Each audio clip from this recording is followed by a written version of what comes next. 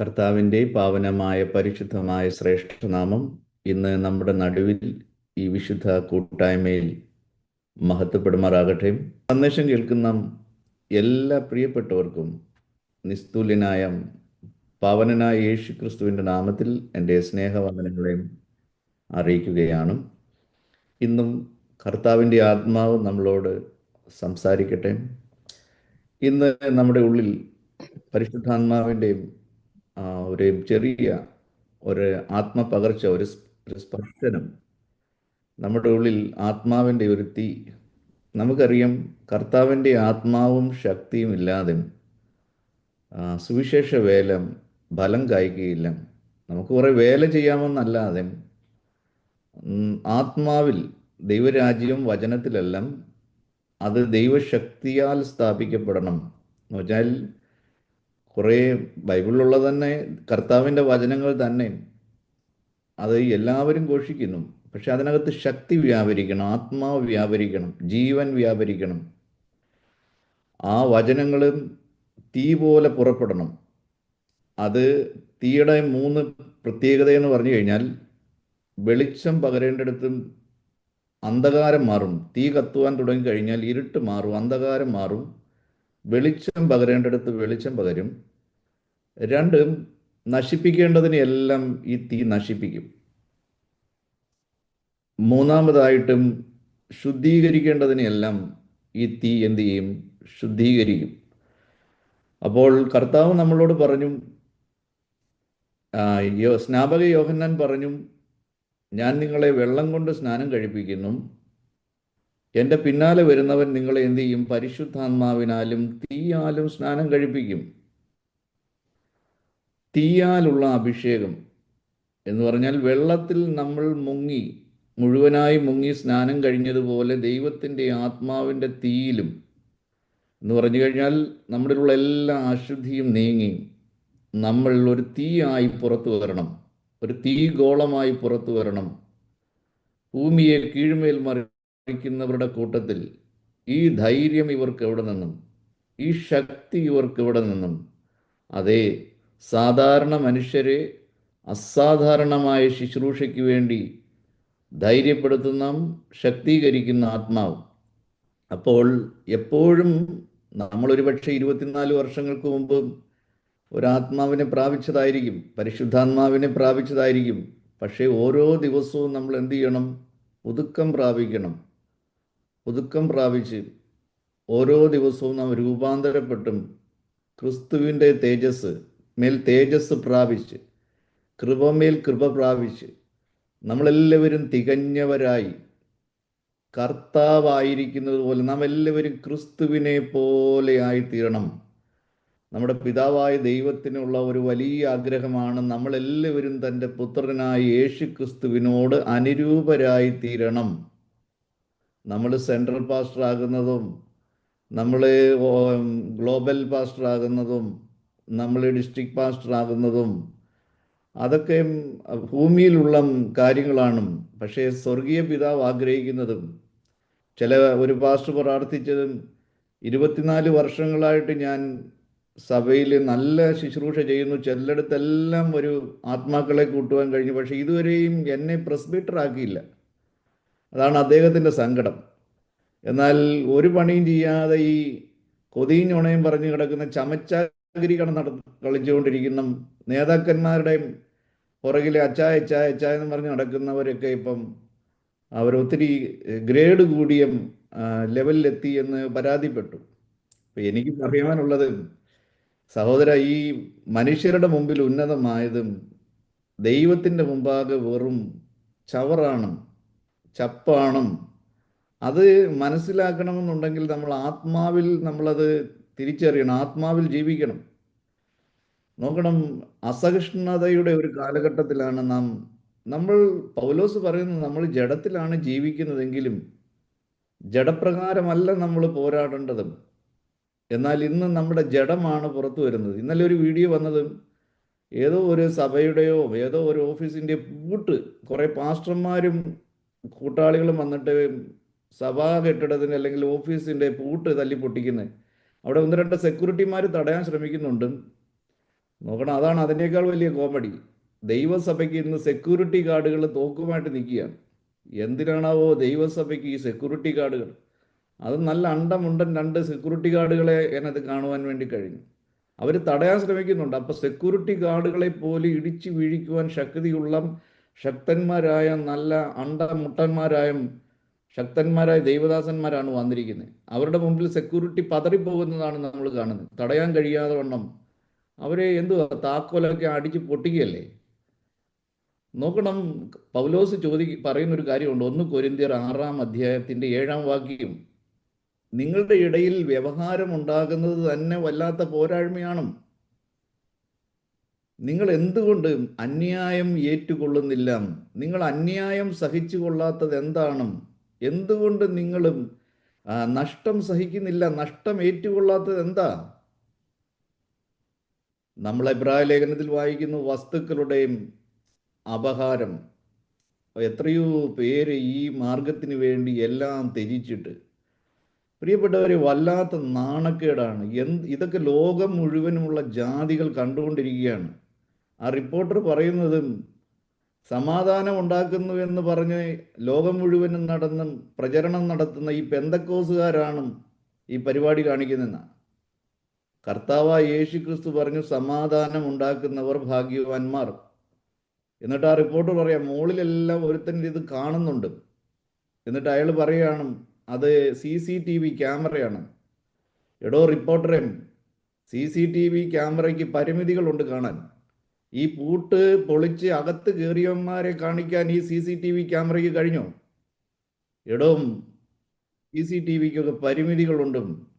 എന്നാൽ നിന്റെ രാത്രിയും പകലും അറിയുന്ന, നീ ഇരുട്ടിൽ ചെയ്യുന്നത് മുഴുവൻ, നീ രഹസ്യത്തിൽ ചെയ്യുന്നത് മുഴുവൻ, നിന്റെ ഇന്ദ്രിയങ്ങളെ എല്ലാം ശോധന കഴിക്കുന്ന സ്വർഗത്തിലെ ക്യാമറ ഉണ്ടല്ലോ, പരിമിതികളില്ല. 360 എവിടെയും പാഞ്ഞു ചെല്ലുന്നതാണ് സ്വർഗത്തിലെ ദൈവത്തിൻ്റെ ക്യാമറ. CCTV വച്ചിരിക്കുന്നതിൻ്റെ കീഴിലൂടെ ഏതെങ്കിലും ഒരുത്തൻ പോയാൽ മാത്രമേ കാണുകയുള്ളൂ. ഇതൊക്കെ കാണിച്ചു കൂട്ടുമ്പോൾ സ്വർഗത്തിലെ ദൈവം ദുഃഖിക്കുകയാണ്, പരിശുദ്ധാത്മാവ് ദുഃഖിക്കുകയാണ്. നിങ്ങൾ നയിക്കുന്ന ദൈവസഭയുടെ അവസ്ഥ എന്തായിരിക്കും? ദുഷ്ടന്മാരെ, നീചന്മാരെ, ഒരു എല്ലും കഷണത്തിന് വേണ്ടി നായ്ക്കൾ കടിപിടി കൂടുന്നത് പോലും നിനക്കൊക്കെ നാണമില്ലേ? നീയൊക്കെ ഏത് സ്വർഗരാജ്യമാണ് പ്രസംഗിക്കുന്നത്? നീയൊക്കെ ഏത് യേശുക്രിസ്തുവിനെയാണ് പ്രസംഗിക്കുന്നതും? നിന്റെയൊക്കെ കൂടെ നടക്കുന്ന ആത്മാക്കളുടെ ഗതി എന്തായി തീരും? കർത്താവ് പറയുന്നുണ്ട്, നിങ്ങളോ കടക്കുന്നില്ല, കടക്കുന്നവരെ കൂടെ നിങ്ങൾ എന്ത് ചെയ്തില്ല? കടക്കത്തില്ല. മസിൽ പവർ കാണിക്കുവാനുള്ള ഇടമല്ല. നമുക്കൊരു ഗ്രൂപ്പിനെ അറിയത്തില്ല. ഈ ഗ്രൂപ്പ് കളിക്കുന്നവരൊന്നും ഇവിടെ കിടന്ന് കളിച്ച് ഇവിടെ അവസാനിക്കത്തേ ഉള്ളൂ. പ്രിയപ്പെട്ടവരെ, ഇതിൻ്റെ ഇടയ്ക്ക് കുറുപ്രാവുകളെ പോലും അതേ വിള്ളലുകളിൽ പാറയുടെ ഇടുക്കിൽ കുറുകിക്കൊണ്ടിരിക്കുന്ന കുറേ കുറുപ്രാവുകളുണ്ട്. കർത്താവിൻ്റെ വരവിന് വേണ്ടി കാത്തിരിക്കുന്ന ചില പ്രിയപ്പെട്ടവർ, അവർ കർത്താവിൻ്റെ വരവിങ്കൽ എടുക്കപ്പെടുവാൻ ഇടയായിത്തീരും. നമ്മൾ കുറച്ചാൾ മുമ്പ് ചിന്തിച്ചും, കർത്താവിൻ്റെ വരവും, അവൻ വീണ്ടും വരും, കർത്താവ് വീണ്ടും വരും. ആരൊക്കെ വരത്തില്ലെന്ന് പറഞ്ഞാലും കർത്താവ് വീണ്ടും വരും. വരുമെന്ന് പലരും വിശ്വസിക്കുന്നുണ്ട്, പക്ഷെ ഒരുങ്ങുന്നില്ല. വരുമെന്ന് വിശ്വസിച്ചുകൊണ്ട് കാര്യമില്ല. ഒരുങ്ങി കാത്ത് നിൽക്കുന്നവരുടെ രക്ഷയ്ക്ക് വേണ്ടിയാണ്. അപ്പോസ്തലപ്രവൃത്തി 1-ാം അധ്യായം 10-ാം വാക്യം ഇത് നേരത്തെ പറഞ്ഞിട്ടുള്ളതാണ്. അവൻ പോകുന്നേരം അവർ ആകാശത്തിലേക്ക് ഉറ്റുനോക്കുമ്പോൾ വെള്ള വസ്ത്രം ധരിച്ച 2 പുരുഷന്മാർ അവരുടെ അടുക്കൽ നിന്നും, ഗലീല പുരുഷന്മാരെ, നിങ്ങൾ ആകാശത്തിലേക്ക് നോക്കി നിൽക്കുന്നത് എന്ത്? നിങ്ങളെ വിട്ട് സ്വർഗാരോഹണം ചെയ്ത ഈ യേശുവിനെയും സ്വർഗത്തിലേക്ക് പോകുന്നവനായി നിങ്ങൾ കണ്ടതുപോലെ തന്നെ അവൻ വീണ്ടും വരും എന്ന് പറഞ്ഞു. നോക്കണം, കർത്താവായ യേശു ക്രിസ്തു പോയതുപോലെ തന്നെ അവൻ വീണ്ടും വരും എന്ന് ദൈവത്തിൻ്റെ വചനം പല ഭാഗങ്ങളിൽ നമ്മൾ വായിക്കുന്നു. യോഹന്നാൻ 14:3, ഞാൻ പോയി നിങ്ങൾക്ക് സ്ഥലമൊരുക്കിയാൽ ഞാൻ ഇരിക്കുന്നിടത്ത് നിങ്ങളും ഇരിക്കേണ്ടതിന് പിന്നെയും വന്ന് നിങ്ങളെ എൻ്റെ അടുക്കൽ ചേർത്തുകൊള്ളും. വീണ്ടും വെളിപ്പാട് 4:4, സിംഹാസനത്തിൻ്റെ ചുറ്റിലും ഇരുപത്തി ഇരുപത്തിനാല് ഇരുപത്തിനാല് സിംഹാസനം, വെള്ളയുടുപ്പ് ധരിച്ചുകൊണ്ട് സിംഹാസനത്തിലിരിക്കുന്ന 24 മൂപ്പന്മാർ, അവരുടെ തലയിൽ പൊൻകിരീടം. അവരെല്ലാവരും കിരീടം താഴെയിട്ടും എന്നേക്കും ജീവിക്കുന്ന കർത്താവിനെ വീണ് നമസ്കരിക്കുവാൻ ആരാധിക്കുന്നതും നമ്മൾ കാണുന്നു. എങ്ങനെയാണ് വരുന്നത്? മത്തായി സുവിശേഷം 24:29, അപ്പോൾ മനുഷ്യപുത്രന്റെ അടയാളം ആകാശത്തിൽ വിളങ്ങും. അന്ന് ഭൂമിയിലെ സകല ഗോത്രങ്ങളും പ്രലാപിച്ചുകൊണ്ടും മനുഷ്യപുത്രൻ ആകാശത്തിൻ്റെ മേഘങ്ങളിൽ മേൽ മഹാശക്തിയോടും തേജസ്സോടും കൂടെ വരുന്നത് കാണും. ഇതൊക്കെ നേഴ്സറി ടീച്ചിങ് ആണ്. കർത്താവ് മേഘങ്ങളിൽ വരുമെന്നും മേഘങ്ങളിലാണ് നമ്മുടെ കർത്താവ് പ്രത്യക്ഷപ്പെടുന്നതും. വെളിപ്പാട് 1:7, ഇതാ അവൻ മേഘാരൂഢനായി വരുന്നു, ഏത് കണ്ണും അവനെ കുത്തിത്തുളച്ചവരും അവനെ കാണും, ഭൂമിയിലെ ഗോത്രങ്ങളൊക്കെയും അവനെ ചൊല്ലി വിലപിച്ച് ഉവ്വ് ആമീൻ. നോക്കണം, കർത്താവിൻ്റെ വരവെങ്കിൽ ഒരു ഭാഗത്ത് വലിയ മഹാസന്തോഷം ഉണ്ടായിരിക്കുമ്പോൾ മറുഭാഗത്ത് ഭൂമിയിലുള്ള സകല ജനങ്ങളും പ്രലാപിച്ചുകൊണ്ടും മാറത്തടിച്ച് വിലപിച്ച് അവരെന്നേക്കുമായി തള്ളപ്പെടുന്ന ഒരവസ്ഥയാണ് വരാൻ പോകുന്നതും. നോക്കണം, കർത്താവിൻ്റെ വരവെങ്കിൽ നിമിഷങ്ങൾ കൊണ്ടായിരിക്കും നടക്കുന്നത്. ഒന്ന് ചിന്തിക്കാൻ പോലും സമയം കിട്ടുകയില്ല. കാത്ത് നിൽക്കുന്നവരുടെ രക്ഷയ്ക്ക് വേണ്ടിയാണ്. അതുകൊണ്ട് നമ്മൾ ഏത് നിമിഷവും കർത്താവിന് വേണ്ടി, ഈ വചനങ്ങൾക്ക് വേണ്ടി മേഘങ്ങളിൽ തള്ളപ്പെടുന്നത് നിമിഷങ്ങൾ കൊണ്ടായിരിക്കും, രക്ഷിക്കപ്പെടുന്നത് നിമിഷങ്ങൾ കൊണ്ടായിരിക്കും. നമ്മൾ ഇതുവരെ രക്ഷിക്കപ്പെട്ടിട്ടില്ല. രക്ഷയുടെ പ്രോസസ്സിങ്ങിലേക്ക് നമ്മളിങ്ങനെ പോയിക്കൊണ്ടിരിക്കുകയാണ്. നമുക്ക് സ്കൂളിൽ അഡ്മിഷൻ കിട്ടിയെന്ന് മാത്രമേ ഉള്ളൂ. ഓരോ ക്ലാസ്സുകൾ ഇങ്ങനെ കഴിഞ്ഞുകൊണ്ടിരിക്കുകയാണ്. Final exam അടുത്തുകൊണ്ടിരിക്കുകയാണ്. അവസാനത്തെ ഫൈനൽ റൗണ്ട് ഓട്ടക്കളത്തിൽ നമ്മളായിരിക്കുകയാണ്. നമ്മളെല്ലാവരും ഓട്ടം തികയ്ക്കണം, ഓട്ടം പൂർത്തീകരിക്കണം എന്ന് ദൈവം നമ്മളെക്കുറിച്ച് ആഗ്രഹിക്കുകയാണ്. 1 തെസ്സലോനി 4:16, കർത്താവ് താൻ ഗംഭീരനാദത്തോടും പ്രധാന ദൂതന്റെ ശബ്ദത്തോടും സ്വർഗത്തിൽ നിന്നിറങ്ങി വരികയും ക്രിസ്തുവിൽ മരിച്ചവർ മുമ്പേ ഉയർത്തെഴുന്നേൽക്കുകയും ചെയ്യും. പിന്നെ ജീവനോടെ ശേഷിക്കുന്ന നാം അവനോട് ഒരുമിച്ച് ആകാശത്തിൽ കർത്താവിനെ എതിരേൽപ്പാൻ മേഘങ്ങളിൽ എടുക്കപ്പെടും. നമ്മളെല്ലാവരും രാജാക്കന്മാരായിട്ടാണ് ഇന്ന് രക്ഷിക്കപ്പെട്ടും കർത്താവായ യേശു ക്രിസ്തുവിൻ്റെ രക്തത്താൽ വിലയ്ക്ക് വാങ്ങപ്പെട്ട ദൈവസഭയിലുള്ള ഓരോ മക്കളും കർത്താവിൻ്റെ വരവിന് വേണ്ടി വിശുദ്ധിയോടും വേർപാടോടും കൂടെ ഈ ലോകത്തിൻ്റെ മാലിന്യങ്ങളേക്കാതെ കർത്താവിന് വേണ്ടി അധ്വാനിക്കുന്ന, അഹോരാത്രം അധ്വാനിക്കുന്ന വിശുദ്ധന്മാരും കർത്താവിൻ്റെ രാജ്യത്തിൽ രാജാക്കന്മാരായിരിക്കും. നമ്മുടെ കർത്താവ് രാജാതിരാജാവായിരിക്കും. രാജാതിരാജാവിനോട് കൂടെ രാജാക്കന്മാരായി കർത്താവ് പറഞ്ഞു, നിങ്ങൾ എന്നോടുകൂടെ സിംഹാസനത്തിലിരുന്നും നിങ്ങൾ ഇസ്രായേൽ മക്കളെ എന്ത് ചെയ്യും? ന്യായം വിധിക്കും, ഭൂലോകത്തെ നിങ്ങൾ വിധിക്കും. ദൈവം നമുക്ക് തന്നിരിക്കുന്ന പദവി രാജാക്കന്മാരായിട്ട് വിളിച്ചിരിക്കുന്നു. രാജകീയ പുരോഹിത വർഗമാണ്. ഒരേ സമയം നമ്മൾ പുരോഹിതന്മാരും ഒരേ സമയം നമ്മൾ രാജാക്കന്മാരുമാണ്. ഇത് ആത്മാവിൽ മനസ്സിലാക്കണം, ആത്മാവിൽ ഒന്ന് ഗ്രഹിക്കണം. ഇതൊന്ന് കാണുവാൻ വേണ്ടി എലീഷ താമസിക്കുന്നത് വെറും ഒരു ചെറ്റക്കുടിലിനകത്താണ്. ശരിക്കും മഴ പെയ്തു കഴിഞ്ഞാൽ അത് പിന്നെ കാണത്തില്ല. ഒരു കാറ്റടിച്ചു കഴിഞ്ഞാൽ ആ കൂടാരം പിന്നെ കാണത്തില്ല. എലീഷയുടെ ദാസൻ വെളിയിൽ വന്ന് നോക്കിക്കഴിഞ്ഞപ്പോൾ മല മുഴുവനും ശത്രു സൈന്യം, ശക്തന്മാരായ അന്ന് ജീവിച്ചിരിക്കുന്ന സാമ്രാജ്യങ്ങളിൽ ശക്തന്മാരായ അരാം സാമ്രാജ്യം സൈന്യം മുഴുവനും വളഞ്ഞിരിക്കുക. യജമാനനെ ഒരൊറ്റ ശ്വാസം എടുത്തൊരൊറ്റ വിളി, ജീവൻ മുഴുവൻ പോയി, എല്ലാം തീർന്നു, എല്ലാം അവസാനിച്ചു. എന്തോ ചെയ്യും? നമ്മൾ എന്തോ ചെയ്യും? രക്ഷപ്പെടാനായിട്ട് ഒരു വഴിയില്ല.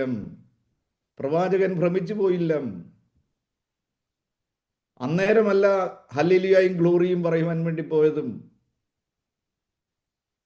പ്രവാചകൻ വളരെ കൂളായിട്ട് പറയുകയാണ്, കർത്താവ് ഇവന്റെ കണ്ണൊന്ന് തുറക്കുക, അടഞ്ഞിരിക്കുന്ന ഇവന്റെ കണ്ണൊന്ന് തുറക്കും. അവിടെ ഒന്നും പ്രാർത്ഥിക്കുന്നില്ല, കർത്താവ് സ്വർഗീയ സൈന്യത്തെ അയക്കണമേ എന്നും. ആൾറെഡി അവിടെ ഭക്തന്റെ ചുറ്റും നമ്മൾ സങ്കീർത്തനത്തിൽ വായിക്കുന്നു, പാളയത്തിന് ചുറ്റും യഹോവയുടെ ദൂതന്മാരുണ്ടെന്ന്. ഓരോ ദൈവഭക്തന്റെയും നമ്മൾ നാലിടത്ത് ബൈബിളിൽ വായിക്കുന്നു, ഒന്നോ അതിൽ കൂടുതലോ ദൂതന്മാരെയും ദൈവം ഒരു ഭക്തന് കാവലായിട്ട് കൊടുത്തിട്ടുണ്ട്. നിന്റെ കാലിൽ തട്ടി പോകാതിരിക്കുവാൻ ദൂതന്മാരോട് കൽപ്പിക്കുമെന്നാണ്. ലാസർ മരിച്ചപ്പോൾ ദൂതന്മാരാണ് കൊണ്ടുപോയതും. ഈ ചെറിയവരിൽ ഒരുവനെ തുച്ഛീകരിക്കാതിരിക്കുവാൻ നോക്കുവിൻ, കാരണം അവരുടെ ദൂതന്മാർ. നമുക്ക് പിതാവായ ദൈവത്തെ കാണുവാൻ കഴിയത്തില്ലെങ്കിലും നമുക്ക് വേണ്ടി ആക്കി വെച്ചിരിക്കുന്ന ദൂതന്മാർ പിതാവിന്റെ മുഖം കണ്ടുകൊണ്ടിരിക്കുകയാണ്. അതുകൊണ്ട് ചെറിയവരെ നിങ്ങൾ തുച്ഛീകരിക്കരുതും. വെളിപ്പാട് പുസ്തകത്തിൽ വരുമ്പോൾ യോഹന്നാൻ ദൂതനെ കണ്ടിട്ട് കാലേൽ വീണു, അവനെ ആരാധിച്ചു. യോഹന്നാനോട് ദൂതൻ പറയും, ഞാൻ നിങ്ങൾക്ക് സേവ ചെയ്യുന്ന, നിങ്ങൾക്ക് വേണ്ടി വേല ചെയ്യുന്ന ജോലിക്കാരാണ് ഞങ്ങൾ, സഹശുശ്രൂഷകനാണെന്നാ പറയുന്നത്. നോക്കണം, കുറഞ്ഞത് 2 ദൂതന്മാരെങ്കിലും ദൈവ ഭക്തന്മാരുടെ ചുറ്റും എപ്പോഴും ഉണ്ടായിരിക്കും. അപ്പോൾ കർത്താവ് ഈ എലീശ പറയുകയാണ് ഇവന്റെ കണ്ണൊന്ന് തുറക്കാൻ. കണ്ണ് തുറന്നപ്പോഴാണ് പലരുടെയും കണ്ണ് തുറന്നിട്ടില്ല, അകത്തെ കണ്ണ് തുറന്നിട്ടില്ല, ആത്മീകമായ കണ്ണ് ഇതുവരെയും തുറന്നിട്ടില്ല. ആത്മീകമായി കണ്ണ് തുറന്നാൽ മാത്രമേ പൗലോസ് പറഞ്ഞതുപോലെ ഞാൻ സകലവും ചവറന്നെണ്ണുന്നു, എനിക്ക് ലാഭമായിരുന്നതൊക്കെ ഞാൻ ഛേദമെന്നെണ്ണുന്നു, ഞാൻ ക്രിസ്തു നിമിത്തം ഞാൻ സകലവും ചവറന്നെണ്ണുന്നു. ഈ ചവറന്നെണ്ണണമെങ്കിൽ, അല്ല എങ്കിൽ ഈ ഭൂമിയിലുള്ളത് വലുതായിട്ട് തോന്നും. നക്കാപ്പിച്ച ഈ ജോർജ് കുട്ടിയെ വലുതായിട്ട് തോന്നും, സ്ഥാനമാനങ്ങളെ വലുതായിട്ട് തോന്നും, പദവികളെ വലുതായിട്ട് തോന്നും, നേതാവാകുന്നത് വലിയ കാര്യമായിട്ടൊക്കെ തോന്നും. ഈ വെളിപ്പാട് പ്രാപിക്കാത്തത് കൊണ്ട്, ഈ കണ്ണ് കുരുടാക്കിയിരിക്കുന്നതുകൊണ്ട്, കണ്ണുപൊട്ടന്മാരായിരിക്കുന്നത് കൊണ്ടും, ഇവർ ആത്മീയ അന്ധന്മാരായി തീർന്നത് കൊണ്ടാണ് ഇങ്ങനെ ഈ എല്ലും കഷണത്തിന് വേണ്ടി നായ്ക്കൾ കടിപിടി കൂടുന്നത് പോലെ തെരുവിൽ കടന്ന് ഒരു നാണവുമില്ലാതെ, ഒരു മാനവുമില്ലാതെ. 2:24 റോമാലേഖനത്തിൽ വായിക്കും, നിങ്ങൾ നിമിത്തം എടോ റവറന്റെ, നിങ്ങൾ നിമിത്തം. ഏത് കർത്താവിനെയാണ് നീയൊക്കെ പ്രസംഗിക്കുന്നേ? ഏത് ദൈവരാജ്യമാണ് നിങ്ങളൊക്കെ പ്രസംഗിക്കുന്നേ? നിങ്ങൾ നിമിത്തം ദൈവരാജ്യം ജാതികളുടെ ഇടയിൽ ദുഷിക്കപ്പെടുകയാണ്. നീയൊക്കെ മുസ്ലിമാണെന്ന് പറഞ്ഞായിരുന്നെങ്കിൽ മാനം ഉണ്ടായിരുന്നു. നീയൊക്കെ വേറെ ഏതെങ്കിലും കത്തോലിക്കനോ അല്ലെങ്കിൽ വേറെ ഏതെങ്കിലും ജാതിയാണെന്ന് പറഞ്ഞായിരുന്നെങ്കിൽ ഒരു പ്രയാസം ഇല്ലായിരുന്നു. നീ ഏതെങ്കിലും ഒരു ക്രിസ്ത്യാനിയാണെന്ന് പറഞ്ഞാലും കുഴപ്പമില്ലായിരുന്നു. നീ രക്ഷിക്കപ്പെട്ട, വീണ്ടും ജനിച്ച് മാനസാന്തരപ്പെട്ട ക്രിസ്ത്യാനിയാണെന്ന് പറയുമ്പോൾ, പരിശുദ്ധാത്മാവിൽ നിറയപ്പെട്ട നിങ്ങളൊക്കെ പറയുന്ന അന്യഭാഷ, ഏത് ഭാഷയാ? അന്യഭാഷ പറയുന്നവന്റെ നാവിലൂടെയാണ് അന്യായ ഭാഷയും പുറത്തു വരുന്നത്.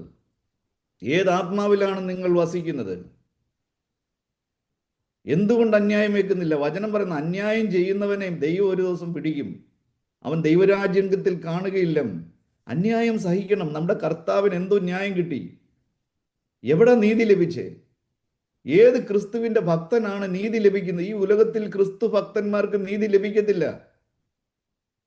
കർത്താവ് പറയുന്നു, എന്താ പറയുന്നത് അറിയാമോ? ഭക്തിയോടെ ജീവിക്കുവാൻ 3:12, 1 കൊരിന്ത്യർ, ക്രിസ്തുവേശുവിൽ ഭക്തിയോടുകൂടെ ജീവിക്കുവാൻ ആഗ്രഹിക്കുന്നവർക്കെല്ലാം എന്തുണ്ടാകും? ഉപദ്രവമേ ഉള്ളൂ എന്ന്. ഞാൻ എപ്പോഴും പറയുന്നതാണ്, ഈ ഭക്തി ഇച്ചിരി മാറ്റി വെച്ചിട്ടും അരത്തട്ടിപ്പും മുക്കാവെട്ടിക്കും, ചട്ടത്തിന്മേൽ ചട്ടം, സൂത്രത്തിന്മേൽ സൂത്രം, ഇവിടെ അല്പം അവിടെ അല്പം, ഇങ്ങനെ തരികട കളിക്കുന്നവന്മാർക്കും ഒരിക്കലും ഒരു കഷ്ടപ്പാടില്ല. അവരടിക്കടി പണം ഉണ്ടാക്കും. അവരെയാണ് ഈ ലോകം ഇന്ന്, പുതിയ ജനറേഷൻ സുവിശേഷകരും അവരെയാണ് അനുഗമിക്കുന്നത്. എന്ത് നേടുവാൻ കഴിയും? സുവിശേഷ നിമിത്തം എന്ത് നേടുവാൻ കഴിയും? പണ്ട് ഞാൻ ചണ്ഡീഗഡിലായിരിക്കുമ്പോൾ ഒരു ടീം അവിടെ വർക്ക് ചെയ്യാൻ വേണ്ടി വന്നു. അപ്പം ആ ടീമിലെ ഓർഗനൈസേഷൻ ഒരിച്ചിരി പണമുള്ള ഒരു ഓർഗനൈസേഷനാണ്. നല്ലൊരു പുത്തൻ വണ്ടിയൊക്കെ കൊടുത്താണ് ഇവരെ വിട്ടിരിക്കുന്നത്. അപ്പം ഇവർക്ക് ഒരുമാതിരി നല്ല അവർക്ക് മന്ത്ലി ഒരു സപ്പോർട്ട് ലഭിക്കുന്നുണ്ട്. അപ്പം അതിനകത്ത് ആ ലീഡർ പറഞ്ഞത്, കർത്താവ് ക്രൂശിൽ മരിച്ചില്ലായിരുന്നെങ്കിൽ നമ്മൾ എങ്ങനെ ജീവിക്കുക, എന്തോ ചെയ്ത് ജീവിക്കുമായിരുന്നു. അപ്പം ഇന്ന് പലരും ജീവിക്കുന്ന ഒരു ഉപജീവന മാർഗമാണ്. കർത്താവായ യേശു ക്രിസ്തു ക്രൂശിൽ മരിച്ചത് കൊണ്ട് ഇന്ന് അനേകരും സുഭിക്ഷമായിട്ട് സുഖലോലുപരായിട്ട് ജീവിക്കുകയാണ്. പ്രിയപ്പെട്ടവർ, നമ്മുടെ ദർശനം എവിടെ പോയി? നമ്മുടെ സർവീസ് എവിടെ പോയി? നമ്മുടെ സമർപ്പണം എവിടെ പോയി? മടങ്ങി വരാൻ ഞാൻ ആ ഭാഗത്തേക്ക് പോകുന്നില്ല. നോക്കണം, കർത്താവ് വരും. ആകാശത്തിൽ അവരോട് ഒരുമിച്ച് ആകാശത്തിൽ കർത്താവിനെ എതിരേൽപ്പാൻ മേഘങ്ങളിൽ എടുക്കപ്പെടും. നമ്മൾ രാജാക്കന്മാരായി വാഴേണ്ടവരാണ്. ഈ ലോകത്തോടുകൂടെ ഈ നക്കാപ്പിച്ചായ്ക്ക് വേണ്ടി ലോകത്തിൻ്റെ ചിന്ത, ലോകത്തിൻ്റെ ചിന്ത, ധനത്തിൻ്റെ വഞ്ചനം, ഇതൊരു വലിയ ശക്തമായ ഒരു ശക്തമേറിയ ഒരു യുദ്ധമാണ്. ഇതിനെ നാം ജയിക്കണം എന്ന് ദൈവം ആഗ്രഹിക്കുകയാണ്. അടുത്തതായിട്ടും കർത്താവ് വരുമെന്നുള്ള കാര്യം ഉറപ്പാണ്. അടുത്തത് എങ്ങനെയുള്ളവരെ ചേർക്കുവാനാണ് വരുന്നത്? എബ്രായർ 9:27 ഒരിക്കൽ മരിക്കുകയും പിന്നെ ന്യായവിധിയും മനുഷ്യർക്ക് നിയമിച്ചിരിക്കയാൽ ക്രിസ്തുവും അങ്ങനെ തന്നെ അനേകരുടെ പാപങ്ങളെ ചുമക്കുവാൻ ഒരിക്കൽ അർപ്പിക്കപ്പെട്ടു. തനിക്ക് വേണ്ടി കാത്ത് നിൽക്കുന്നവരുടെ രക്ഷയ്ക്കായി അവൻ പാപം കൂടാതെ രണ്ടാമതും പ്രത്യക്ഷപ്പെടും. ഇനി വരുന്നത് പാപികളെ രക്ഷിക്കുവാൻ വേണ്ടിയല്ല, വിശുദ്ധരെ ചേർക്കുവാൻ വേണ്ടി. ഇനി വരുന്നത് പാപികൾക്കും ശിക്ഷാവിധി നടപ്പാക്കുവാൻ വേണ്ടിയാണ്. അവസരം ലഭിച്ചിട്ടും സമയം ലഭിച്ചിട്ടും ദൈവത്തിൻ്റെ വിളി നാളുകളായി കേട്ടിട്ടും അനുദപിക്കാതെ മാനസാന്തരപ്പെടാതെ ദൈവത്തിൽ നിന്നും സുവിശേഷത്തെ അംഗീകരിക്കാതെ രക്ഷയുടെ സന്ദേശം ഏറ്റെടുക്കാതെ നിത്യജീവനുള്ള വഴികൾ മുഴുവനും കേട്ടിട്ട് അത് അംഗീകരിക്കാതെ പുറംകാലുകൊണ്ട് തള്ളിക്കളയുന്നവരെ ന്യായം വിധിക്കുവാൻ വേണ്ടിയാണ് കർത്താവ് വരുന്നതും. തനിക്ക് വേണ്ടി കാത്ത് നിൽക്കുന്നവരുടെ അത് വളരെ ഇമ്പോർട്ടൻ്റ് ആണ്. നമ്മുടെ നാട്ടിൽ പണ്ട് ആകെ ഗ്രാമത്തിലൂടെ ഒരു ബസ്സാണ് വരുന്നത്. രാവിലെ ഇങ്ങോട്ട് വരും, വൈകുന്നേരം ആകുമ്പോൾ അത് അങ്ങോട്ട് പോകും. അപ്പോൾ ഈ ബസ്സിന് വേണ്ടി ഒരു ബസ് നഷ്ടപ്പെട്ട് കഴിഞ്ഞാൽ പിന്നെ അന്നത്തെ ദിവസം കാര്യങ്ങളൊന്നും നടക്കത്തില്ല. അതുകൊണ്ട് ബസ് വരുന്നതിന് മുമ്പേ അരമണിക്കൂർ മുമ്പ് തന്നെ ആളുകളെല്ലാം കുടയും ബാഗും എല്ലാം എടുത്ത് കവലയിൽ പോയി നിൽക്കും. എന്നിട്ട് ദൂരേന്ന് നമുക്ക് സൗണ്ട് കേൾക്കുവാൻ കഴിയും. ദൂരേന്ന് ഞങ്ങളുടെ നാട്ടിലെയും 2-3 ബസ്സുണ്ടായിരുന്നു. ഒന്ന് ശ്രീ ഗുരുവായൂരപ്പൻ എന്ന് പറയുന്ന ഒരു ബസ്, ഒന്ന് ജോളി എന്ന് പറയുന്ന ഒരു ബസ്, പിന്നെ ഓം ദേവി എന്ന് പറയുന്ന ഒരു ബസ്. ഇങ്ങനെ 2-3 ബസ്സുകളുണ്ടായിരുന്നു. ഈ ബസ് ദൂരേന്ന് വരുമ്പോൾ നമുക്ക് അറിയാൻ പറ്റും.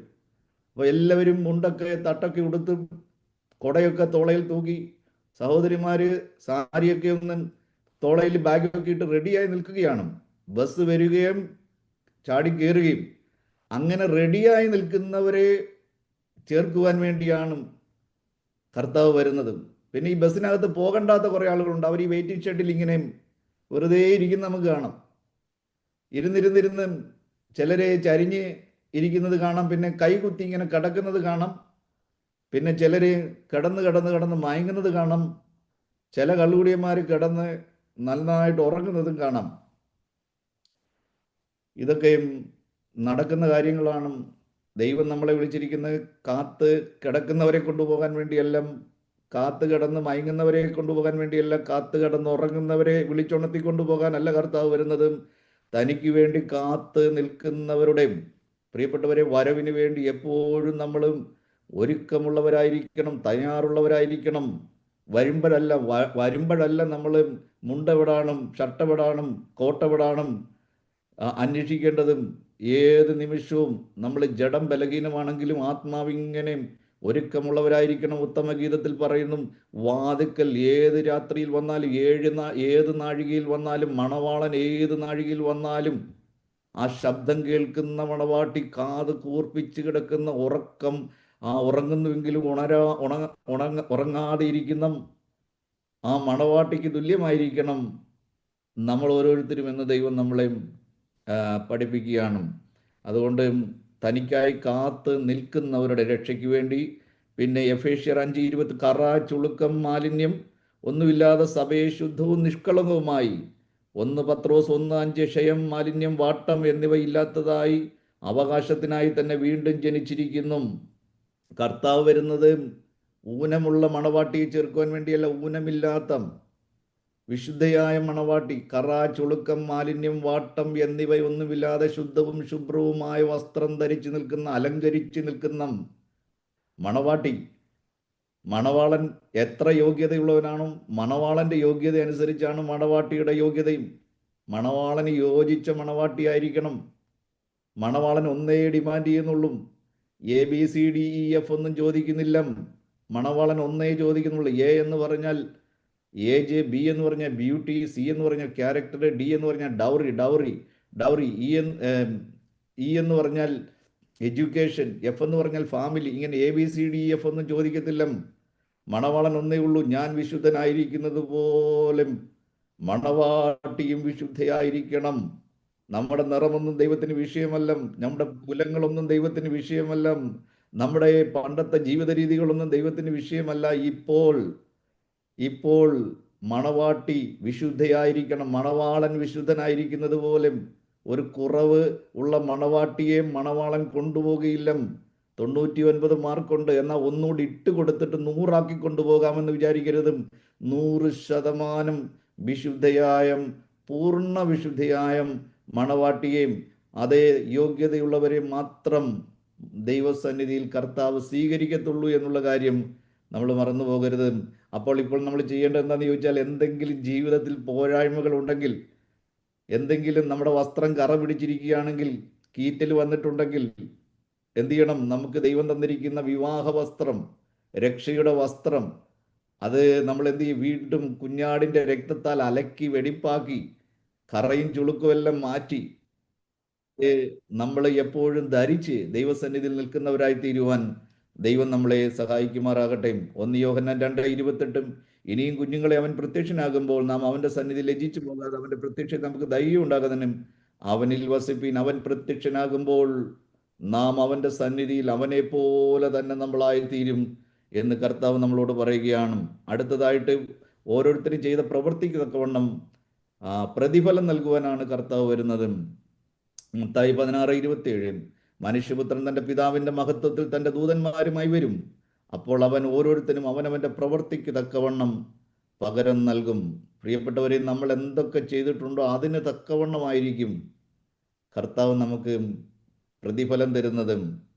2 കൊരിന്ത്യർ 5:10 5:10 അവനവൻ ശരീരത്തിലിരിക്കുമ്പോൾ ചെയ്തത് നല്ലതാകിലും തീയതാകിലും അതിന് തക്കവണ്ണം പ്രാപിക്കേണ്ടതിനും നാം എല്ലാവരും ക്രിസ്തുവിൻ്റെ ന്യായാസനത്തിന് മുമ്പാകെയും വെളിപ്പെടേണ്ടുന്നതാകുന്നു. നമ്മൾ ചെയ്തിട്ടുള്ളതിനെല്ലാത്തിനും ന്യായവിധിയുണ്ട്. എല്ലാത്തിനും നാം മറുപടി പറഞ്ഞേ പറ്റത്തുള്ളൂ. എക്ലേഷ്യാറ്റിക്സ് സഭാപ്രസംഗി പറയുന്നു, അബദ്ധവശാൽ വന്നുപോയി എന്ന് നീ അവസാനം ദൈവസന്നിധി പറയുവാൻ ഇടയായിത്തീരരുത്. പ്രിയപ്പെട്ടവരെ, പലപ്പോഴും നമ്മൾ വാക്കിലൊക്കെ തെറ്റിപ്പോയിട്ടുണ്ട്. എന്ത് ചെയ്യണം? ദൈവസന്നിധിയിൽ കിടന്ന് നിലവിളിക്കണം, കർത്താവേ, എൻ്റെ നാവ് ഒരിക്കലും എനിക്ക് പാപകാരണമായി തീരരുത്. കർത്താവേ, അങ്ങയുടെ വിശുദ്ധിയോട് അടുക്കുവാൻ തടസ്സമായിട്ടുള്ളതെല്ലാം അങ്ങ് നീക്കി തെരുമാറാകണം. കർത്താവെ, അങ്ങയുടെ സ്നേഹത്തോ വസിക്കുവാൻ തടസ്സമായിട്ടുള്ളതെല്ലാം, എനിക്ക് അങ്ങയെപ്പോലെ ആകുവാൻ തടസ്സമായി എൻ്റെ ജീവിതത്തിൽ നിൽക്കുന്നതെല്ലാം കർത്താവെ അങ്ങ് മാറ്റിത്തരണം. പ്രാർത്ഥനയുടെ ശൈലി മാറണം. ജയിലിലടയ്ക്കപ്പെട്ട ദൈവദാസന്മാർക്ക് വേണ്ടി പ്രാർത്ഥിക്കുമ്പോൾ ഒരു കാര്യം ഏറ്റവും ഇമ്പോർട്ടൻ്റ് ആയിട്ട് പ്രാർത്ഥിക്കേണ്ടത്, അവരെ ജയിലിൽ ദൈവത്തിൻ്റെ ആത്മാവ് അവരെ ധൈര്യപ്പെടുത്തുവാൻ വേണ്ടി, ജയിലിൽ ദൈവപ്രവൃത്തി നടക്കുവാൻ വേണ്ടി, പൗലോസും ശീലാസും ജയിലിലായിരുന്നപ്പോൾ നടന്നതുപോലെയുള്ള ദൈവപ്രവൃത്തി ജയിലുകളിൽ നടക്കേണ്ടതിന് വേണ്ടി, ദൈവത്തിൻ്റെ ആത്മാവ് ജയിലുകളിൽ ഇറങ്ങി വരേണ്ടതിന് വേണ്ടി, ജയിലുകൾ ആരാധനാലയങ്ങളായി മാറേണ്ടതിന് വേണ്ടി, അതിനകത്ത് ചെന്ന ദൈവദാസന്മാർ അവരെ പോലെയായി തീരുകയല്ല, മറിച്ച് ആ ദൈവദാസന്മാർ അവിടെ ചെല്ലുമ്പോൾ അത്യന്തമായ അളവറ്റ ശക്തി, ആത്മാവിൻ്റെ ബലം അവരുടെ മേൽ പകരപ്പെട്ടും, സ്തോത്രം, കൊടും ക്രിമിനലുകൾ, കള്ളന്മാർ, കൊള്ളക്കാരും ഒറിജിനൽ പാപികളാണ് അതിനകത്ത് കിടക്കുന്നതും.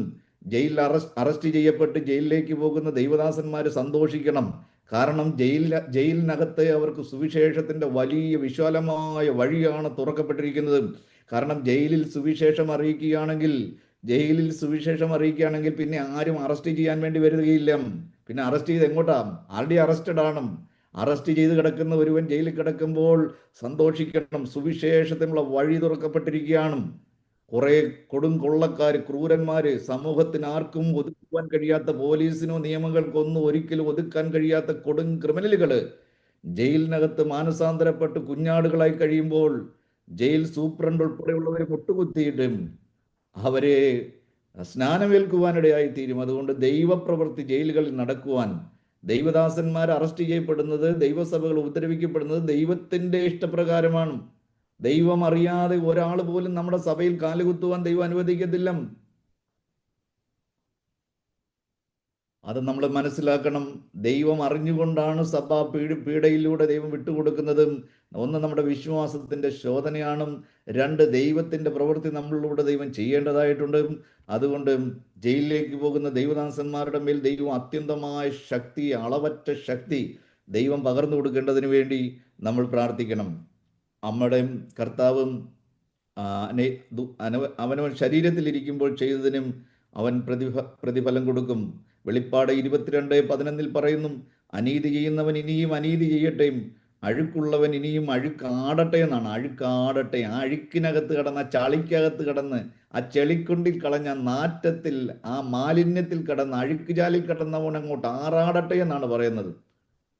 പണ്ടൊക്കെ ഞാൻ വായിച്ചുകൊണ്ടിരുന്നത് അഴുക്കുള്ളവൻ ഇനി അഴുക്കാകട്ടെ എന്നാണ് ഞാൻ പിന്നീടാണ് കണ്ണ് തുറന്നൊന്ന് വായിച്ചു കഴിഞ്ഞപ്പോഴാണ് അഴുക്കാടട്ടെ, അങ്ങനെ ഒരു പദം മലയാളത്തിലുണ്ടോ എനിക്കറിയത്തില്ല. എന്ന് പറഞ്ഞാൽ അതിൻ്റെ അർത്ഥം അവൻ അഴുക്കിനകത്ത് കിടന്ന് എൻജോയ് ചെയ്യട്ടെ എന്ന്, ആ പാപം വലിച്ചു കുടിച്ച് അവൻ എൻജോയ് ചെയ്യട്ടെ എന്ന് പറയുകയാണ്. ഇതാ ഞാൻ വേഗം വരുന്നു, ഓരോരുത്തൻ അവനവൻ്റെ പ്രവൃത്തിക്ക് കൊണ്ടു കൊടുപ്പാൻ പ്രതിഫലം എൻ്റെ പക്കലുണ്ട്. അനീതി ചെയ്യുന്നവൻ ഇനി അനീതി ചെയ്തുകൊണ്ടിരിക്കട്ടെ, അഴുക്കുള്ളവൻ ഇനിയും അഴുക്കാടട്ടെ. നീതിമാനെ, നിന്നെ വിളിച്ചിരിക്കുന്നതിന് വേണ്ടിയാ. അനീതി ചെയ്യുന്നവനെ അനീതിക്കെതിരെ പോരാടാൻ വേണ്ടിയല്ല, ദൈവം പോരാടിക്കൊള്ളും. അനീതിക്കെതിരെ പോരാടുവാനല്ല ദൈവം നിന്നെ വിളിച്ചിരിക്കുന്നത്. അനീതി ചെയ്യുന്നവൻ അനീതി ചെയ്യട്ടെ. ദുഷ്പ്രവൃത്തിക്കാർ നിമിത്തം നീ മുഷിഞ്ഞു പോകരുതും, അന്യായം ചെയ്യുന്നവർ നിമിത്തം നീ മുഷിഞ്ഞു പോകരുതും. ദൈവം നമ്മളെ വിളിച്ചിരിക്കുന്നത് എന്തിനു വേണ്ടിയാണ്? നമ്മളെ ഏൽപ്പിച്ചിരിക്കുന്ന ദൗത്യം നമ്മൾ ചെയ്യുക. നീതി ചെയ്യുവാനാണ് ദൈവം നമ്മളെ വിളിച്ചിരിക്കുന്നെങ്കിൽ നമ്മൾ നീതി ചെയ്യുക. അശുദ്ധൻ അശുദ്ധനാകട്ടെ, അഴുക്കുള്ളവൻ അഴുക്കാടട്ടെ, അനീതി ചെയ്യുന്നവൻ അനീതി ചെയ്യട്ടെ. വിശുദ്ധനെ നീ നിന്നെ തന്നെ വിശുദ്ധീകരിക്കുക, നീതിമാനെ നീ നീതി ചെയ്തുകൊണ്ടിരിക്കുക. കർത്താവ് പറയണം, ഇതാ ഞാൻ വേഗം വരുന്നു, എല്ലാവർക്കും ഞാൻ കൊടുക്കുവാനുള്ളത് എൻ്റെ പക്കലുണ്ടെന്നും. പ്രതികാരം ചെയ്യുവാൻ വേണ്ടിയാണ് കർത്താവ് വരുന്നതും. 2 തെസ്സലോനി 1:6, കർത്താവായ യേശു തൻ്റെ ശക്തിയുള്ള ദൂതന്മാരുമായി സ്വർഗത്തിൽ നിന്ന് അഗ്നിജാലയിൽ പ്രത്യക്ഷനായി ദൈവത്തെ അറിയാത്തവർക്കും നമ്മുടെ കർത്താവായ യേശു ക്രിസ്തുവിൻ്റെ സുവിശേഷം അനുസരിക്കാത്തവർക്കും പ്രതികാരം കൊടുക്കുമ്പോൾ, നിങ്ങളെ പീഡിപ്പിക്കുന്നവർക്ക് പീഡയും പീഡ അനുഭവിക്കുന്ന നിങ്ങൾക്ക് ഞങ്ങളോടുകൂടെ ആശ്വാസവും പകരം നൽകുന്നത് ദൈവസന്നിധിയിൽ നീതിയല്ലയോ? കർത്താവ് പറയാണ്, നിങ്ങളെ ഇന്ന് പീഡിപ്പിക്കുന്നവരെ ഞാൻ വെറുതെ വിടുകയില്ല, നിങ്ങളെ ഇവിടെ അന്യായം ചെയ്യുന്നവരോട് ഞാൻ വെറുതെ ഇരിക്കത്തില്ല, നിങ്ങളോട് ക്രൂരത കാണിക്കുന്നവരെ ഞാൻ വെറുതെ വിടുകയില്ല. എൻ്റെ നാമനിമിത്തം എൻ്റെ സന്ദേശം, ഈ സത്യസുവിശേഷം, മനുഷ്യന്റെ രക്ഷയ്ക്ക് വേണ്ടുന്ന ദൂതറിയിക്കുന്നതിൻ്റെ പേരിൽ നിങ്ങളെ പീഡിപ്പിക്കുന്നവരെ ഞാൻ വെറുതെ വിടുകയില്ല എന്നും ദൈവത്തിൻ്റെ ആത്മാവ് പറയുകയാണ്. ആ സമയം സമാഗതമാകുകയാണ്. അത് ദൈവം ഇങ്ങനെ പെൻഡിങ് വെച്ചിരിക്കുകയാണ്. അവരെ ഉപദ്രവിക്കട്ടെ, അവരെ പീഡിപ്പിക്കട്ടെ, അവരന്യായം ചെയ്യട്ടെ. വെളിപ്പാട് 6:9, അവൻ 5-ാം മുദ്ര പൊട്ടിച്ചപ്പോൾ ദൈവവചന നിമിത്തം തങ്ങൾ പറഞ്ഞ സാക്ഷ്യം ഹേതുവായി മറക്കപ്പെട്ടവരുടെ ആത്മാക്കളെ ഞാൻ യാഗപീഠത്തിന്മേൽ കണ്ടു. വിശുദ്ധനും സത്യവാനുമായ നാഥ, ഭൂമിയിൽ വസിക്കുന്നവരോട് ഞങ്ങളുടെ രക്തത്തെക്കുറിച്ച് നീ എത്രത്തോളം ന്യായവിധിയും പ്രതികാരവും നടത്താതെ ഇരിക്കുമെന്ന് അവർ ഉറക്കെ നിലവിളിച്ചു. കഴുത്തറക്കപ്പെട്ട് വധിക്കപ്പെട്ട ഒരു വലിയ കൂട്ടം വിശുദ്ധന്മാരും എവിടാന്നറിയാമോ? യാഗപീഠത്തിന്റെ കീഴെ അവരിങ്ങനെ വസിക്കുകയാണ്. അവർ ദൈവസന്നിധിയിൽ നിലവിളിക്കുകയാണ്, കർത്താവെ നീ എന്തുകൊണ്ട് പ്രതികാരം ചെയ്യുന്നില്ല? എത്രത്തോളം നീ പ്രതികാരത്തെ താമസിപ്പിക്കും? ഉടനെ കർത്താവ് ഒന്ന് അടങ്ങാൻ വേണ്ടി പറയുകയാണ്, ഒന്ന് സൈലന്റ് ആകാൻ വേണ്ടി, ഒന്ന് കൂളാകുവാൻ വേണ്ടി പറയുകയാണ്, അവരെ ഒന്ന് ആശ്വസിപ്പിക്കാൻ വേണ്ടി. 11-ാം വാക്യം, 6:11 വെളിപ്പാടും. അപ്പോൾ അവരിൽ ഓരോരുത്തനെ വെള്ള നിലയങ്കി കൊടുത്തു. അവരെ പോലെ കൊല്ലപ്പെടുവാനിരിക്കുന്ന സഹഭൃത്യന്മാരും സഹോദരന്മാരും വന്ന് തികയോളം അല്പകാലം കൂടെ സ്വസ്ഥമായി പാർക്കണം എന്ന് അവർക്ക് അരുളപ്പാടുണ്ടായി. കർത്താവ് അറിയാതെയല്ല, ഇനി കുറേയേറെ വിശുദ്ധന്മാരുടെ കഴുത്തറക്കപ്പെടേണ്ടതായിട്ടുണ്ട്, ഇനിയും കുറേയേറെ ഭക്തന്മാർ കൊല്ലപ്പെടേണ്ടതായിട്ടുണ്ട്.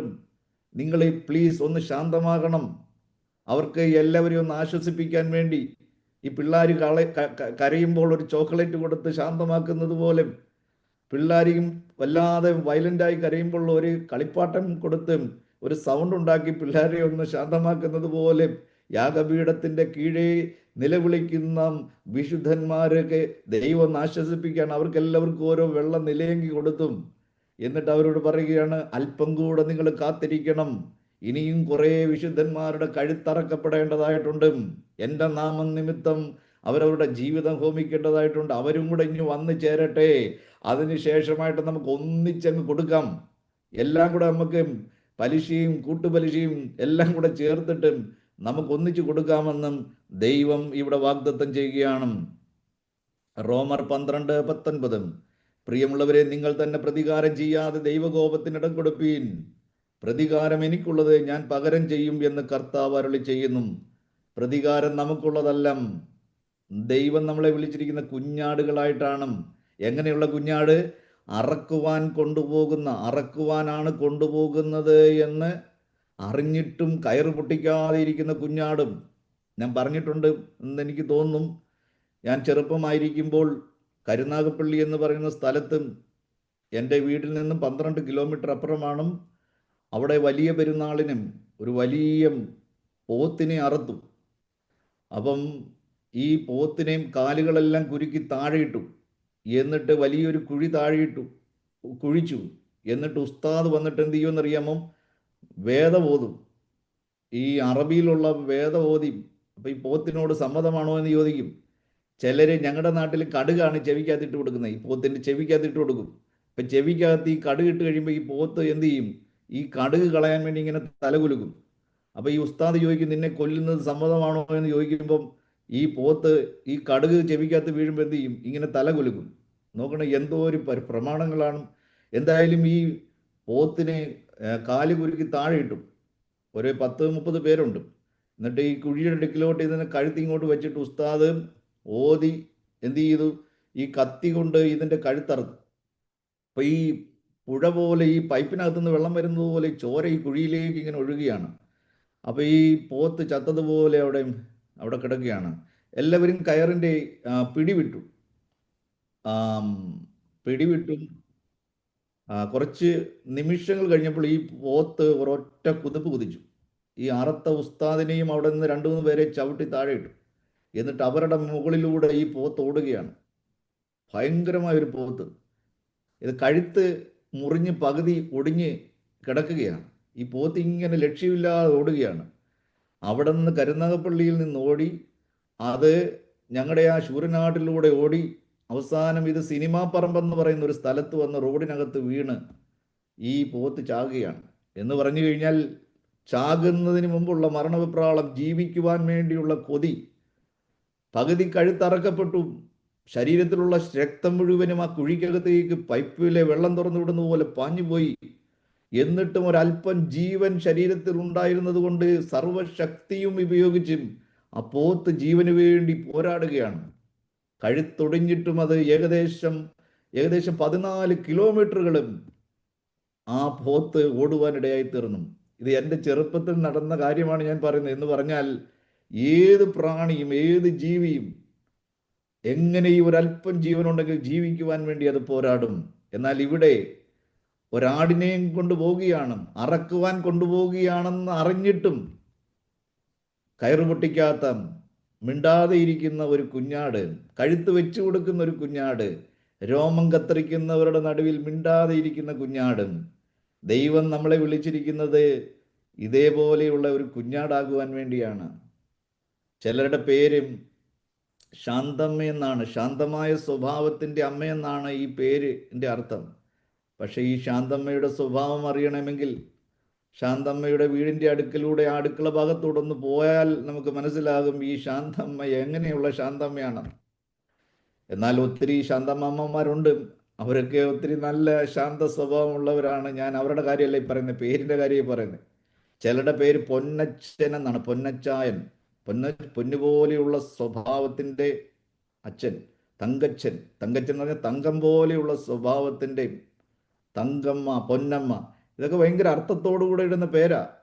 പക്ഷേ ഈ തങ്കമ്മയുടെയൊക്കെ അടുത്തൂടെ പോകുമ്പോൾ, ഈ തങ്കച്ചൻ്റെയൊക്കെ അടുത്തൂടെ പോകുമ്പം തങ്കമായ സ്വഭാവമാണോ എന്നും നമുക്കറിയാൻ വേണ്ടി കഴിയും. ചിലരുടെ പേര് വിദ്യാസാഗർ എന്നാണ്.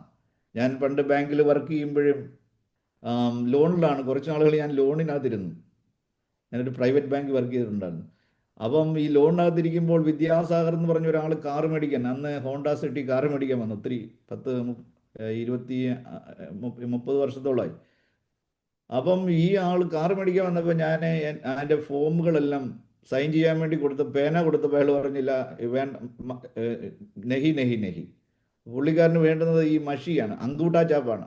ഈ മഷിക്കകത്ത് മുക്കിയാണ്. പുള്ളിയുടെ പേര് വിദ്യാസാഗർ എന്നാണ്, വിദ്യയുടെ സാഗരമെന്നാണ്, വിദ്യയുടെ കടലെന്നാണ് പേര്.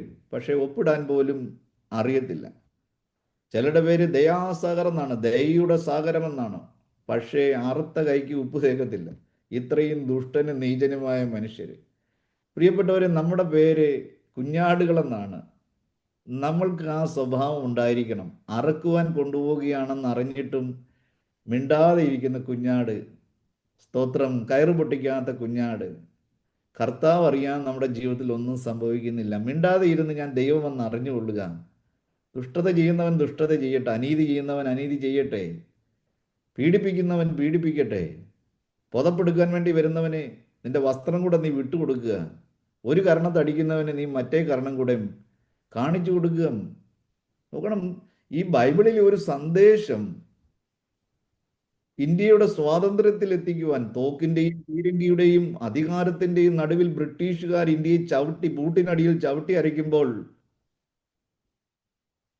അഹിംസയിലൂടെ ബൈബിളിലെ ഒരു വചനം, മഹാത്മാഗാന്ധി വായിച്ച് പഠിച്ച ഒരു വചനം, ആയുധമെടുക്കാതെ, ഒരു കല്ല് പോലും കയ്യിലെടുക്കാതെ, ഒരു തോക്കോ വാളോ കത്തിയോ കടാരയോ ഒരു മലപ്പുറം കത്തിയോ പോലും എടുക്കാതെ, ഇത്ര ശക്തമായ വെടിക്കോപ്പുകളും പീരങ്കികളും മാരകമായ ആയുധങ്ങളുള്ള ബ്രിട്ടീഷുകാർ അവസാനം ഇന്ത്യ വിട്ട് ജീവനും കൊണ്ട് ഓടുവാനിടയായി തീർന്നു.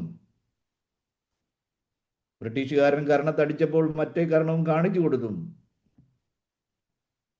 മരിക്കുമ്പോൾ ഹേ റാം എന്ന് പറഞ്ഞിട്ടാണ് മരിച്ചത്. അതുകൊണ്ട് രക്ഷ കിട്ടുകയില്ല. ബൈബിള് നന്നായിട്ട് പഠിച്ചു, യേശുവിനെ അനുഗമിച്ചു. ഒരിക്കൽ മഹാത്മാഗാന്ധി പറഞ്ഞു, ഇന്ത്യയിലുള്ള ക്രിസ്ത്യാനികൾ ക്രിസ്തു ജീവിച്ചതുപോലെ ജീവിച്ചിരുന്നുവെങ്കിൽ ഇന്ത്യ മുഴുവനും ഇന്ന് ക്രിസ്ത്യാനികളെ കൊണ്ടും നിറഞ്ഞിന്, ക്രിസ്ത്യാനികളല്ലാതെ വേറെ ആരും ഉണ്ടായിരിക്കുമായിരുന്നില്ലെന്ന്. പ്രിയപ്പെട്ടവരെ, നമുക്ക് അവസരങ്ങൾ എപ്പോഴും ലഭിക്കുകയില്ല. നമ്മുടെ ആയുസ് എത്രയാണെന്നും നമുക്കറിയത്തില്ല. അതുകൊണ്ട് കർത്താവ് പറയുകയാണ്, കർത്താവ് വരുവോളം സമയത്തിന് മുമ്പേ ഒന്നും വിധിക്കാൻ പാടില്ല. അവൻ പ്രത്യക്ഷനാകുമ്പോൾ നാം അവനെ താൻ ഇരിക്കും പോലെ തന്നെ കാണുന്നതാകൊണ്ട് അവനോട് സദൃശ്യന്മാരാകും. 1 യോഹന്നാൻ 3:2.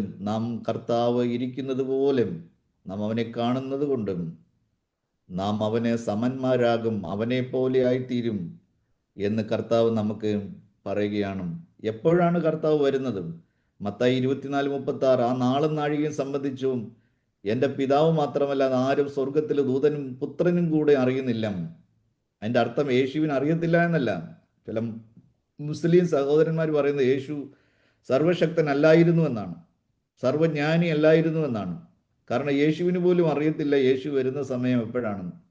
അപ്പോൾ യേശുവിനേക്കാൾ വലിയ ദൈവമാണ് പിതാവായ ദൈവം. യേശു ഗ്രേഡ് കുറഞ്ഞ ദൈവം.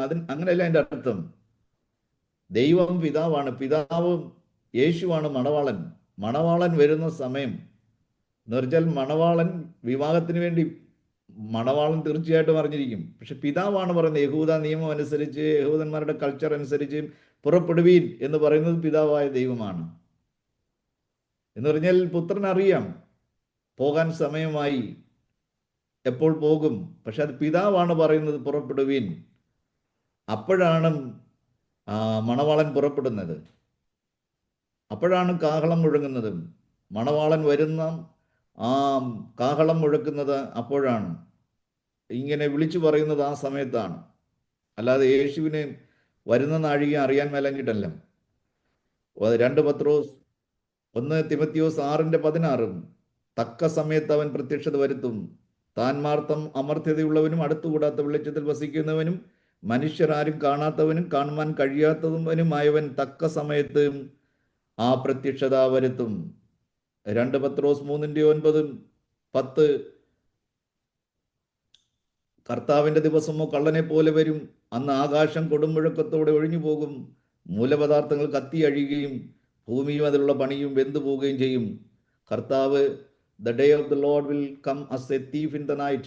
Jesus Christ does not study that he will come in a specific day or date. ഇന്ന ദിവസം വരുമെന്ന് കർത്താവ് നമ്മളെ പഠിപ്പിച്ചിട്ടില്ല. നനയാത്ത നാഴികയിൽ കള്ളനെ പോലും, കള്ളൻ വരുന്ന നാഴികം ഏതാണെന്ന് ആർക്കും അറിയത്തില്ല. 1 തെസ്സലോനിക്കർ 5:2. കള്ളൻ രാത്രി വരും പോലെ കർത്താവിൻ്റെ നാളാകുന്നു. മർക്കോസ് 13:31. ആകാശവും ഭൂമി ഒഴിഞ്ഞു പോകും, എൻ്റെ വചനങ്ങളോ ഒഴിഞ്ഞു പോകുകയില്ല. ആ നാളും നാഴികയും സംബന്ധിച്ച് പിതാവല്ലാതെ ആരും സ്വർഗത്തിലെ ദൂതന്മാരും പുത്രനും കൂടെയും അറിയുന്നില്ല. ലൂക്കോസ് 12:40. നനയാത്ത നാഴികയിൽ മനുഷ്യപുത്രൻ വരുന്നത് കൊണ്ട് നിങ്ങളും ഒരുങ്ങിയിരിപ്പീൻ. അൺഎക്സ്പെക്റ്റഡ് ടൈമിലായിരിക്കും. നനയാത്ത നാഴികയിൽ കർത്താവ് വരും. മത്തായി 25:13. ആകയാൽ നാളും നാഴികയും നിങ്ങൾ അറിയായികൊണ്ടും ഉണർന്നിരിപ്പീൻ. മത്തായി 25 അധ്യായത്തിലെ 10 കന്യകമാരുടെ കാര്യം നമുക്കറിയാം. 10 പേരും കന്യകമാരായിരുന്നു. 10 പേരും കന്യകമാരായിരുന്നു. 10 പേരും വിശുദ്ധരായിരുന്നു. കാര്യമില്ല, 5 പേരുടെ കൈകളിൽ മാത്രമേ എണ്ണയുണ്ടായിരുന്നുള്ളൂ. 5 പേരെ എണ്ണ കരുതിയില്ല. ഉറക്കം ഉണർന്നു കഴിഞ്ഞപ്പോഴത്തേക്കും അവരുടെ വിളക്ക് കെട്ടുപോകുന്നു.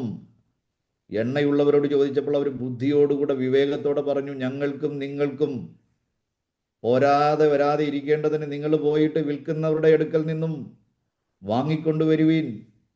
അങ്ങനെ അവർ പോയി വാങ്ങുവാൻ വേണ്ടി പോയി. പക്ഷേ മടങ്ങി വന്നപ്പോഴത്തേക്കും മണവാളൻ വന്നു കഴിഞ്ഞു. അവിടെ നാം വായിക്കുന്നു, ഒരുങ്ങി നിന്നവർ മണവാളനോടുകൂടെ മണിയറയിൽ പ്രവേശിക്കുവാനിടയായി തീർന്നു.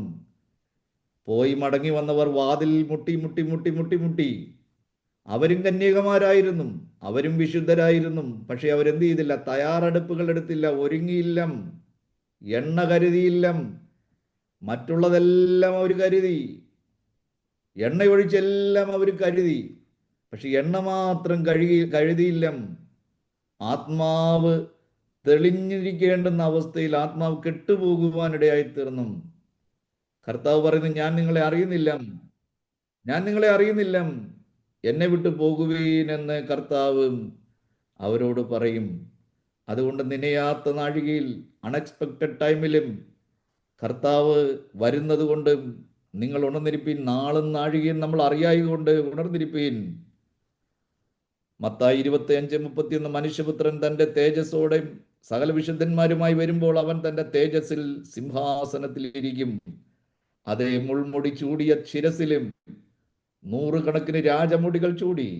ഇന്ന് രാജാക്കന്മാര് എന്ന് പേര് പറയുന്ന ഒത്തിരി രാജാക്കന്മാരുണ്ട്. 3-4 രാജ്യത്തുണ്ട്. സൗദി അറേബ്യയിൽ രാജാവുണ്ട്, ബഹറിൽ രാജാവുണ്ട്, ബ്രൂണയിൽ രാജാവുണ്ട്.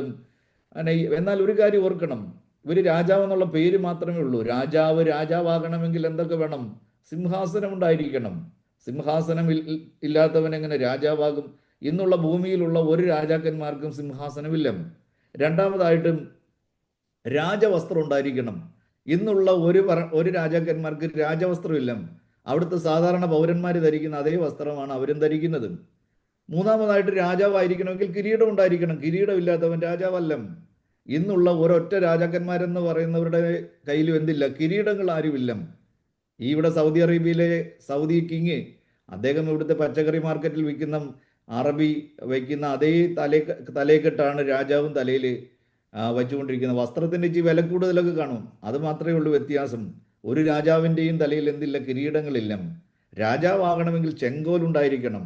ഇന്ന് ഈ ഭൂമിയിലുള്ള 3-4 രാജാവെന്ന് പേരുള്ള കുറേ രാജാക്കന്മാരുണ്ട്. പക്ഷെ അവരുടെ ആരുടെയും കൈകളിൽ എന്തില്ല? ചെങ്കോലില്ല. സിംഹാസനമില്ലാത്തവൻ, രാജവസ്ത്രമില്ലാത്തവൻ, കിരീടമില്ലാത്തവൻ, ചെങ്കോലില്ലാത്തവൻ രാജാവല്ല.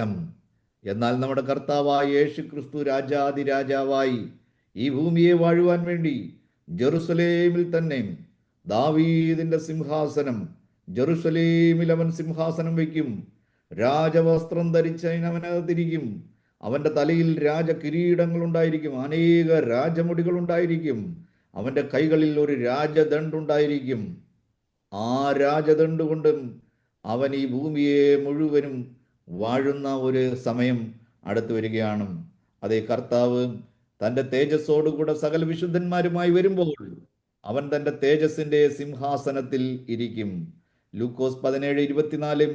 മിന്നൽ ആകാശത്ത് കീഴെ ദിക്കോട് ദിക്ക് തിളങ്ങി മിന്നതുപോലെ മനുഷ്യപുത്രന്റെ ദിവസവുമാകും.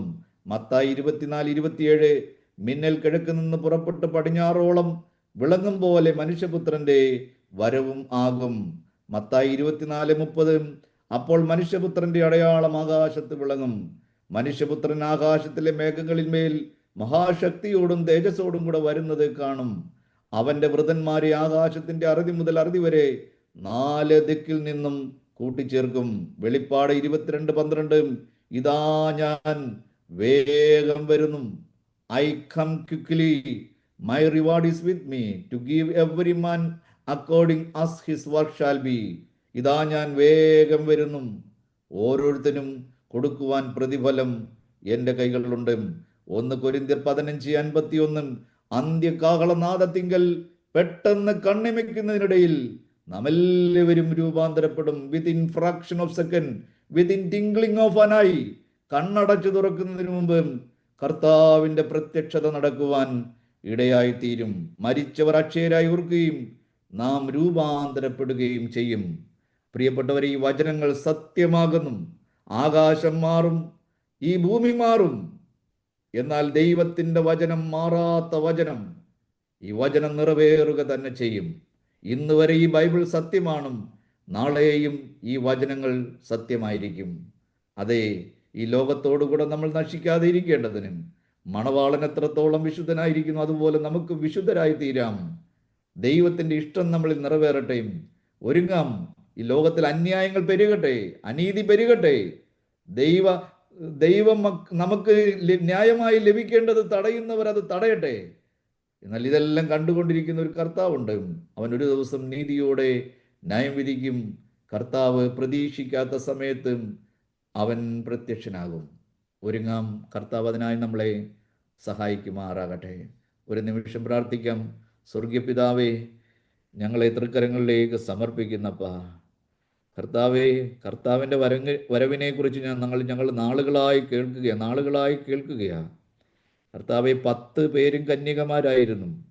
കർത്താവെ, 10 പേരും വിശുദ്ധരായിരുന്നു. എന്നാൽ 5 പേര് ഒരുങ്ങിയില്ല. അതുകൊണ്ട് അവർക്ക് വാതിലടഞ്ഞു പോകുവാനിടയായി തീർന്നു. കർത്താവിൻ്റെ വരവ് കള്ളനെ പോലെയാണ്. ഞങ്ങളെ തൃസന്നിധിയിലേക്ക് സമർപ്പിക്കുന്നു. നനയാത്ത നാഴികയിൽ അവിടുന്ന് വരും.